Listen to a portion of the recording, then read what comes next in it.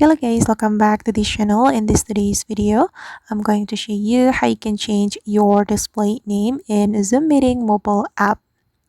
Okay, let's get into it guys. I have created a virtual meeting in my Zoom Meeting application on my mobile phone, and I'm going to change my current display name.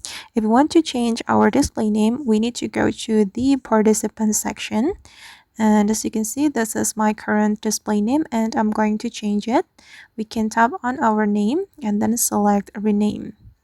Okay, and you can enter a new screen name for your Zoom, and I'm just going to type in like this.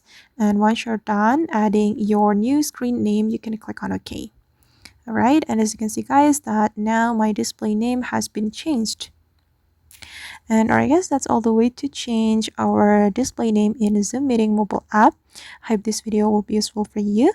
Thank you so much for watching. And if you found this tutorial useful, don't forget to hit the like button, leave your comments, and also subscribe to this channel. See you in the next video.